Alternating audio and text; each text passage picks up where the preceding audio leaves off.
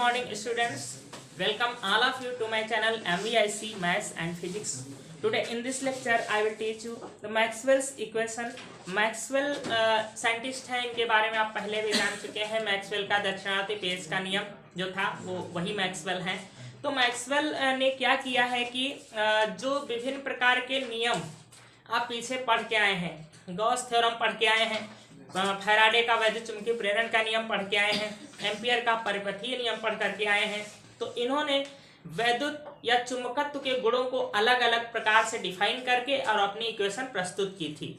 तो मैक्सवेल ने क्या किया है, इन सभी इक्वेशन को कलेक्ट करके अपनी इक्वेशंस बनाया है। ये चार प्रकार के यहाँ पर समीकरण हैं और चारों समीकरणों को शामिल करके वैद्युत चुंबकीय तरंगों के आधारभूत नियमों को प्रस्तुत किया है कि जो वैद्युत चुंबकीय तरंगे होती हैं उनमें इन्हीं चारों इक्वेशन से रिलेटेड जो है सारी नियम और सारी प्रॉपर्टीज पाई जाती हैं। तो हम कह सकते हैं कि मैक्सवेल ने वैद्युत तथा चुंबकत्व के आधारभूत नियमों को एक गणितीय रूप दिया है, मतलब उनको समीकरण में कलेक्ट कर दिया है। तो इन्हीं चारों समीकरणों को हम कहते हैं मैक्सवेल की समीकरण। और वैसे इनके बारे में ऑलरेडी आप पढ़ चुके हैं सभी समीकरणों के बारे में, बस मैक्सवेल ने उनको क्या किया है, एक जगह कलेक्ट किया है, समझ लीजिए, और कहा कि इन सभी के गुणों को अगर पढ़ लिया जाए तो वैद्युत चुंबकीय तरंगों के आधारभूत नियमों को जाना जा सकता है। तो मैक्सवेल की समीकरणें देखिए क्या है।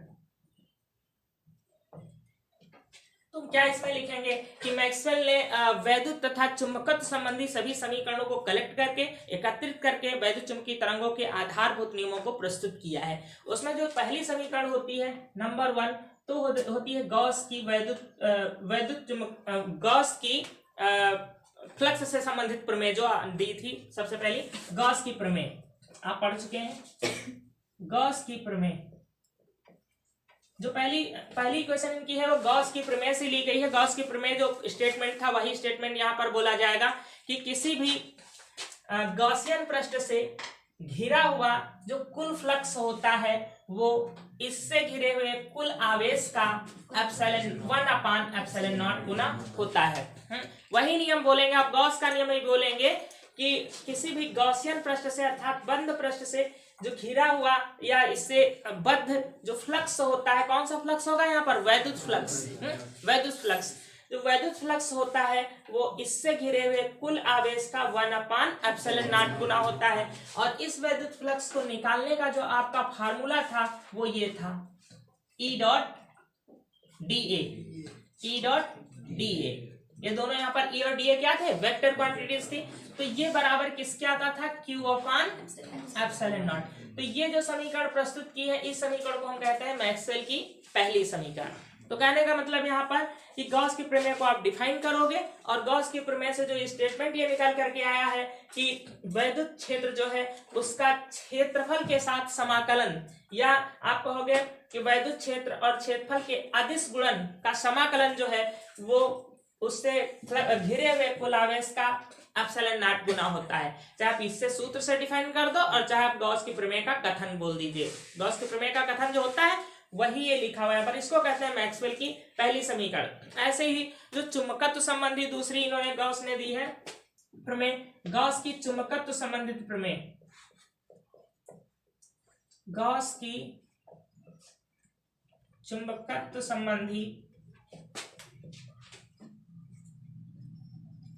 प्रमेय। वहां भी फ्लक्स को ये क्या था, ये वैद्युत फ्लक्स था, इसको आपने किससे रिप्रेजेंट किया था, फाई से। वहां पर इन्होंने चुंबकीय फ्लक्स से संबंधित डेफिनेशन दी, जैसे कि ये कोई बंद पृष्ठ है, ये कोई बंद पृष्ठ है जिसको हम यहाँ पर गॉसियन पृष्ठ अब नहीं कहेंगे, बंद पृष्ठ है। तो इसके आप जानते हैं जब इसको चार्ज किया जाता है तो इसका चार्ज जो होता है वो अंदर नहीं जाता है, पृष्ठ पर ही रहता है ना। और जब चार्ज पृष्ठ पर ही है, अंदर चार्ज ही नहीं है, तो यहाँ पर क्या चुंबकीय बल रेखाएं संभव है, नहीं हो सकती। चुंबकीय बल रेखाएं जो होती हैं वो अगर आवेश यहाँ पर होता तो चुंबकीय बल रेखाएं होती और यहाँ पर जो है चुंबकीय फ्लक्स पाया जाता। जब यहाँ पर अंदर कोई आवेश ही नहीं है तो यहाँ पर अंदर जो होगा चुंबकीय फ्लक्स का मान क्या होगा, शून्य होगा। तो इसी को यहाँ पर डिफाइन किया गया है कि किसी बंद परिपथ की परिसीमा के अनुदिश जो चुंबकीय क्षेत्र होता है उसका जब आप क्षेत्रफल के साथ यहाँ पर लेते हैं डॉट प्रोडक्ट तो ये 0 हो जाता है, ये 0 हो जाता है। अर्थात कहने का मतलब किसी बंद परिपथ के अंदर जो घिरा हुआ कुल चुंबकीय फ्लक्स होता है वो सदैव शून्य होता है। ये गॉस की जो है चुंबकत्व संबंधी प्रमेय है, इसको आपने पीछे नहीं पढ़ा है, इसको पीछे नहीं पढ़ा है। गॉस की केवल ये प्रमेय पढ़ा है, वैद्युत संबंधी गॉस की जो है प्रमेय पढ़ा है, वैद्युत फ्लक्स संबंधी चुंबकीय फ्लक्स संबंधी प्रमेय नहीं पढ़ा है। क्यों? क्योंकि ये एक निगमन हुआ करता था वहां पर, वो निगमन हटा दिया गया है कि इसके अंदर जो फ्लक्स होगा वो क्या होगा, 0 होगा। और गॉस ने ये जो प्रूव किया था कि इसके अंदर जो वैद्युत फ्लक्स होगा या चुंबकीय फ्लक्स 0 होगा। इसी से निष्कर्ष निकलता है कि अगर किसी बंद गोले में जो कि सुचालक भले ही हो, अगर बंद गोला है उसको अगर करंट से जोड़ दिया जाए तो उसके अंदर जो होगा वो वैद्युत का प्रभाव क्या होगा, शून्य रहेगा। उसके अंदर कोई भी व्यक्ति अगर उसकी सरफेस को टच नहीं कर रहा है तो वो सुरक्षित रहेगा, उसको करंट का प्रभाव उस पर नहीं लगेगा। क्यों? क्योंकि अंदर फ्लक्स ही नहीं है, अंदर फ्लक्स क्या होता है, 0 होता है। तो इनको आपको क्या करना है कि ये कह दोगे कि ये जो है मैक्सवेल की दूसरी समीकरण है, इन्होंने अपनी मैक्सवेल ने अपनी दूसरी समीकरण का रूप दे दिया। ऐसे तीसरे में क्या है, फैराडे की जो आपने फैराडे का प्रथम नियम पढ़ा है कि किसी भी परिपथ में चुंबकीय फ्लक्स परिवर्तन की ऋणात्मक समय दर उत्पन्न प्रेरित वैद्युत वाहक बल के बराबर होती है। तो वो सूत्र आप यहाँ पर दे देंगे, E = -n delta phi upon delta t. इसको इन्होंने मैक्सवेल ने अपनी तीसरी समीकरण का नाम दिया हुआ है। इसके बाद एक आपने एम्पियर का परिपथीय नियम पढ़ा है। एम्पियर का परिपथीय नियम पढ़ करके आए पीछे कि किसी बंद परिपथ की परिसीमा के अनुदिश चुंबकीय क्षेत्र का रेखीय समाकल जो होता है वो आपने पढ़ा है कि इससे घिरी हुई नेट धारा का μ0 गुना होता है। आपने केवल ये पढ़ा था कुल धारा का μ0 गुना होता है, लेकिन यहाँ पर एक और धारा होती है जिसको विस्थापन धारा कहते हैं। आपके सिलेबस से ये हटा दिया गया है कि विस्थापन धारा की आवश्यकता क्यों हुई, ठीक है। लेकिन यहाँ पर विस्थापन धारा एक होती है, 2 प्रकार की वैद्युत धारा, एक है चालन धारा, एक है विस्थापन धारा। तो विस्थापन धारा को लिखा जाता है ID से। तो यहाँ पर एम्पियर का नियम थोड़ा सा चेंज हो जाता है कि किसी बंद परिपथ की परिसीमा के अनुदिश चुंबकीय क्षेत्र का रेखीय समाकलन जो होता है वो चालन धारा और विस्थापन धारा के योगफल का μ0 गुना होता है। एम्पियर के परिपथीय नियम में आपने पढ़ा था उससे घिरी हुई कुल धारा का μ0 गुना होता है। यहाँ पर एक धारा और है विस्थापन धारा। विस्थापन धारा की आवश्यकता क्यों हुई, यह एक बहुत बड़ा रहस्य है जो कि रहस्य हटा दिया गया है आपके पाठ्यक्रम से कि विस्थापन धारा ये है क्या, यहाँ पर एक दूसरी धारा कहाँ से आ गई, ठीक है। ये रहस्य आपको जानना है तो बता दिया जाएगा, बट पाठ्यक्रम में नहीं है। तो वही धारा यहाँ पर यह जुड़ गई है। और अगर यह विस्थापन धारा ना जुड़ी होती तो मैक्सवेल के जो पिछला नियम था, एम्पियर का परिपथीय नियम नहीं, मैक्सवेल के जो पिछले अन्य नियम है वो फेल हो जाते।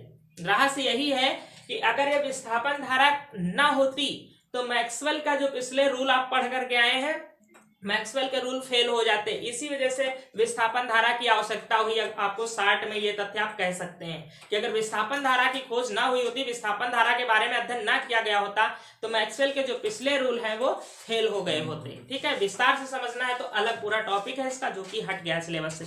तो ये चारों समीकरण जो कि आप पीछे पढ़ चुके हैं, इन चारों समीकरणों से जब आप अध्ययन करते हैं तो वैद्युत फ्लक्स, चुंबकीय फ्लक्स, प्रेरित वैद्युत वाहक बल और चुंबकीय क्षेत्र, इन सबका अध्ययन कर डालते हैं। और यही सारी प्रॉपर्टीज होती हैं किसमें, इलेक्ट्रोमैग्नेटिक वेव में होती हैं। वैद्युत चुंबकीय तरंग में यही सारी प्रॉपर्टीज होती हैं। अगर इनका हम विस्तृत अध्ययन कर लेते हैं, इनके बारे में अध्ययन कर लेते हैं तो समझ लीजिए कि वैद्युत चुंबकीय तरंग की आधारभूत जो नियम होते हैं उनका हम अध्ययन कर लेते हैं। तो इनको एक साथ कलेक्ट करके इनको मैक्सवेल ने अपनी समीकरण का नाम दे दिया कि मैक्सवेल की समीकरणें हैं। मतलब ले लिया दूसरे की और नाम रख लिया अपना कि मैक्सवेल की समीकरणें हैं।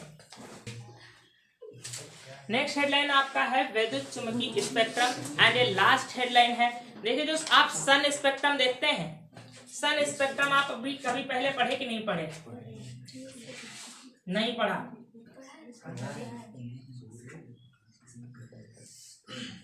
देखिए सन स्पेक्ट्रम है, इसमें क्या क्या होता है। जो सूर्य का स्पेक्ट्रम है इसमें क्या क्या होता है आप यहां से जाने। सबसे पहले एक्स रेज, एक्स किरणें, दूसरे स्टेप पे आप पढ़ेंगे गामा रेज, गामा किरणें, पराबैंगनी विकिरण। आपको बस यही क्रम याद कर लेना है, पराबैंगनी विकिरण। उसके बाद यहां पर आता है दृश्य विकिरण।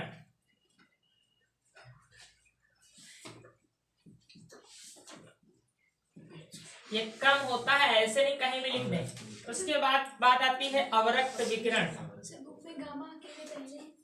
तो गलत हो गया होगा हमसे, अवरक्त किरणें, अवरक्त विकिरण। चलिए अभी सही कर देना। अवरक्त विकिरण, यहाँ पर गामा पहले ना, पहले गामा फिर एक्स है। हाँ। अवरक्त विकिरण। इसके बाद होती है सूक्ष्म तरंगे, इनको माइक्रोवेव्स भी कहते हैं, सूक्ष्म तरंगे या माइक्रोवेव्स। फिर होती हैं दीर्घ तरंगे, रेडियो तरंगे इनको कहते हैं।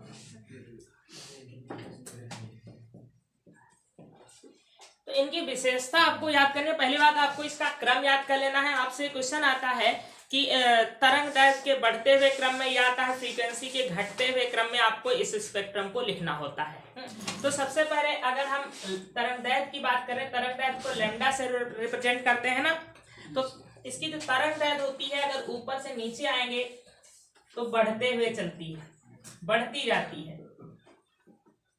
तो अगर कहें सर्वाधिक जो सबसे अधिक तरंग दैर्घ्य होगी वो किसकी होगी, दीर्घ तरंगों की होगी, और सबसे कम जो तरंग दैर्घ्य होगी वो किसकी होगी, गामा किरणों की होगी। तो आपको इसमें एक क्रम ये याद करके, आपको सबसे ज्यादा पूछा जाने वाला क्वेश्चन यही है कि जो ये सन स्पेक्ट्रम होता है, वैद्युत चुंबकीय तरंगों का स्पेक्ट्रम होता है, इनको तरंग दैर्घ्य के बढ़ते हुए क्रम में लिखिए।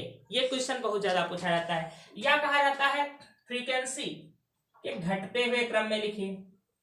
ऊपर से जब नीचे को आएंगे, अगर वेवलेंथ बढ़ रही है तो फ्रीक्वेंसी क्या होगी, घटेगी, घटेगी। ये तो ये जो है आपको 2 पॉइंट तो ये यहाँ से याद कर लेना है।